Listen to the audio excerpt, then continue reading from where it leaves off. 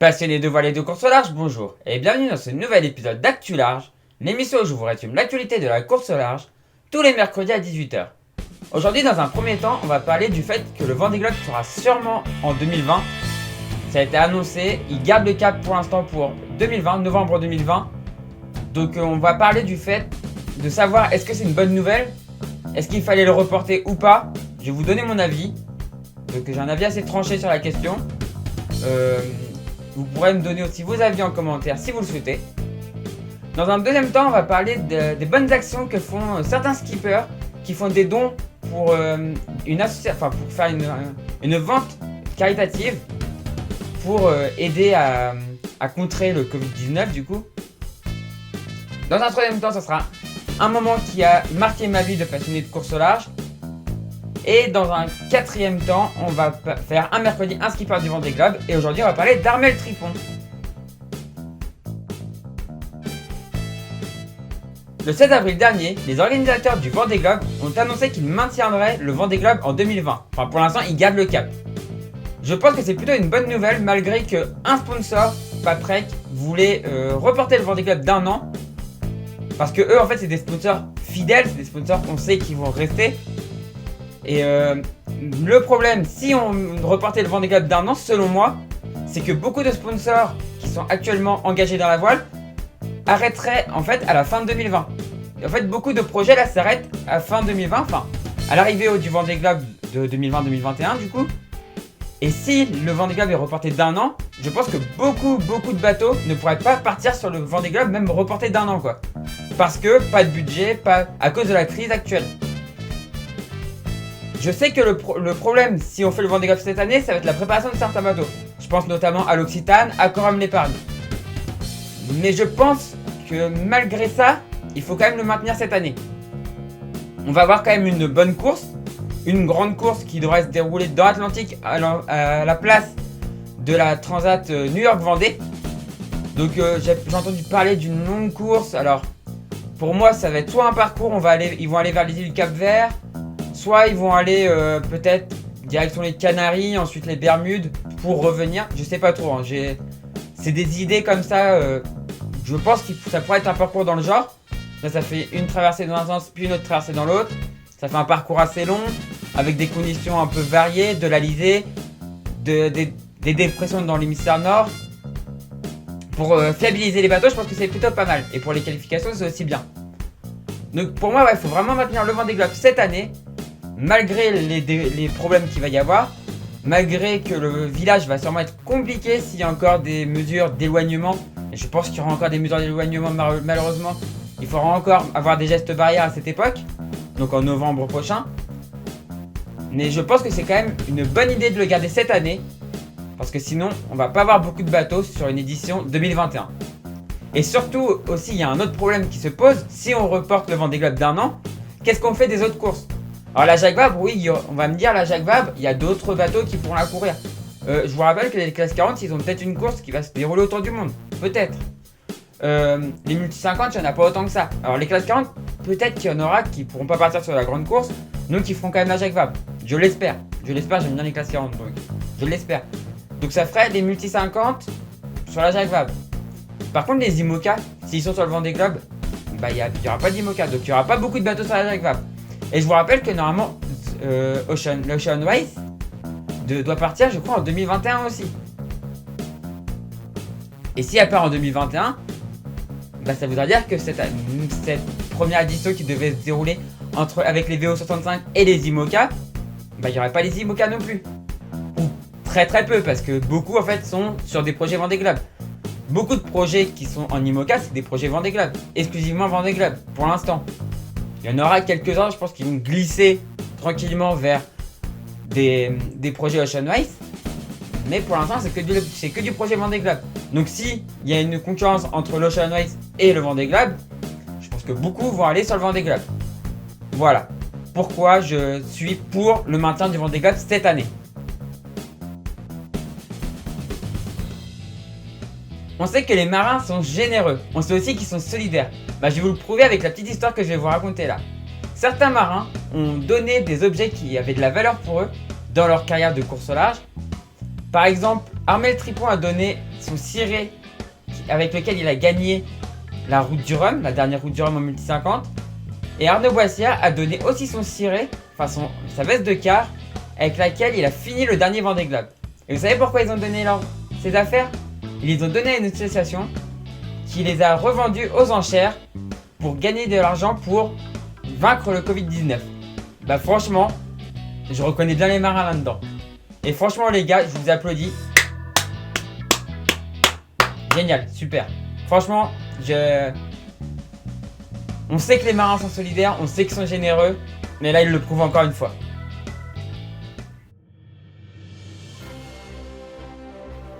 Nous sommes le 5 mars 2010.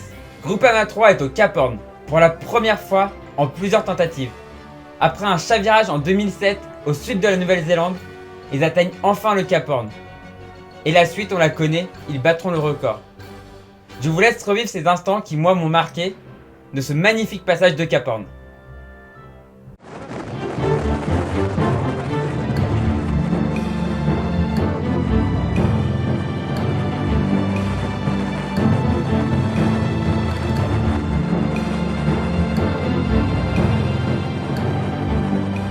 En direct au Cap Horn, à vous les studios, à vous Cognac G.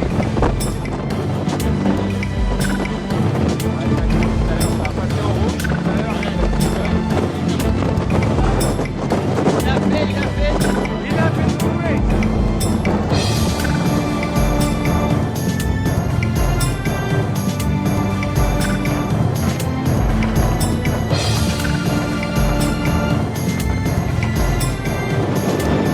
Voilà, on est repassé en vapor à mur, on descend déjà dans notre sillage le fameux caillou.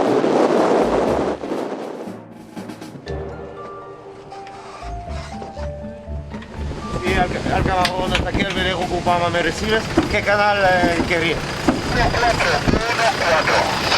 1-4.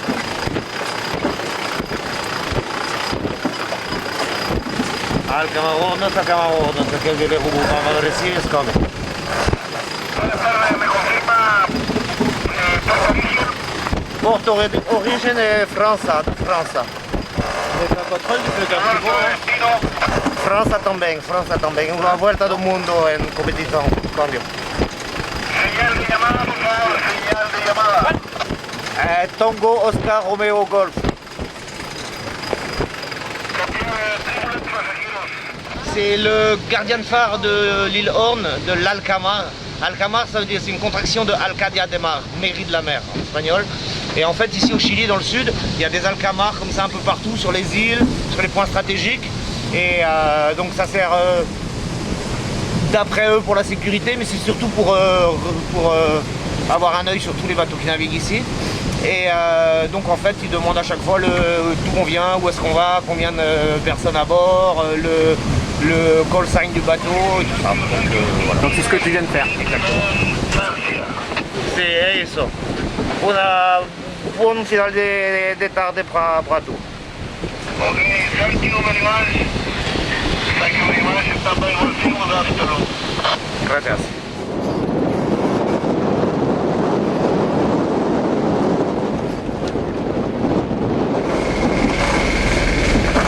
Voilà, le Cap Horn est désormais derrière nous. Cap sur Ouessant, cap au nord. Dernier tiers du parcours. Super.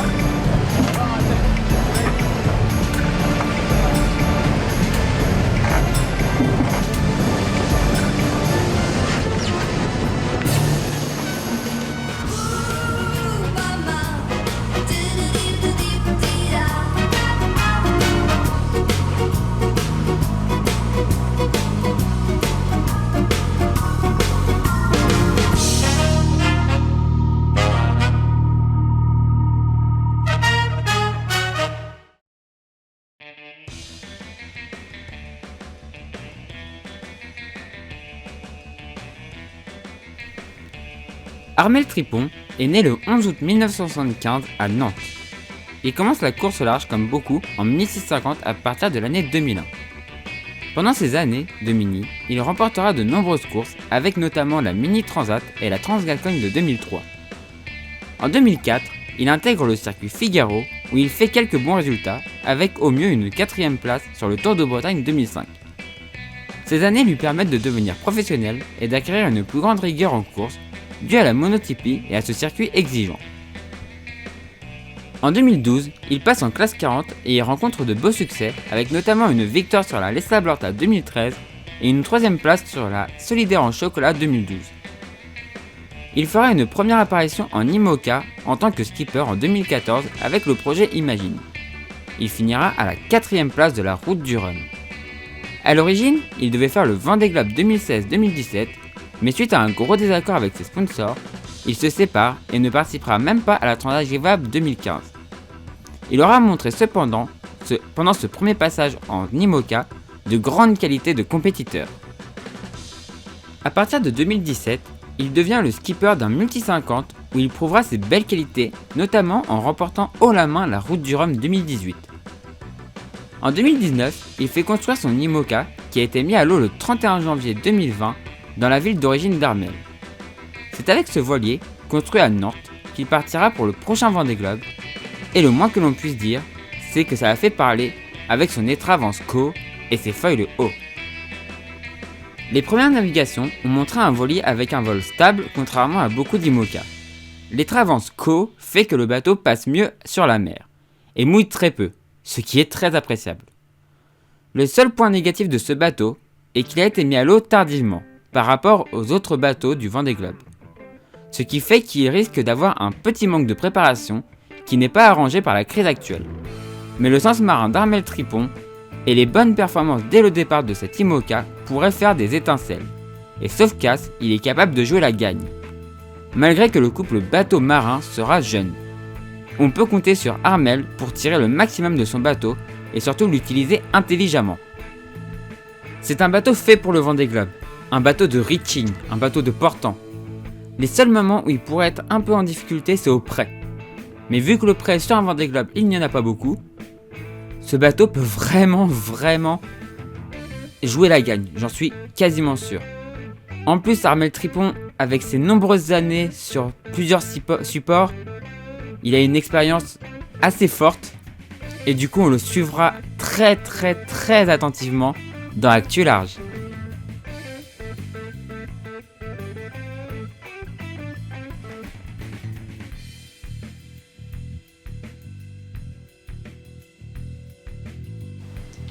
Voilà, j'espère que cette vidéo vous a plu. Si c'est le cas, n'hésitez pas à mettre un pouce en l'air, à la commenter et à la partager. Si vous n'êtes toujours pas abonné à la chaîne, n'hésitez pas à vous abonner pour ne rien rater des prochaines vidéos. Et mettez la petite cloche de notification, comme ça vous ne louperez rien. À l'heure où j'enregistre, on a 110 abonnés. Et bah je suis super content, ça monte. Donc c'est super cool, ça fait super plaisir. Et bah si vous voulez aider financièrement la chaîne, pour continuer à... Quand on pourra ressortir dehors le 11 mai, pour aller retourner dehors, ça va être super cool. Et ben n'hésitez pas à aller regarder une petite publicité sur Utip ou Tipeee. Les liens sont dans la description de la vidéo. Et si vous souhaitez faire un don, et ben c'est possible aussi sur Utip et Tipeee, voilà. Et puis ben moi du coup je vous dis à la prochaine pour la prochaine vidéo sur la chaîne Doria. Et du coup ciao tout le monde, ciao.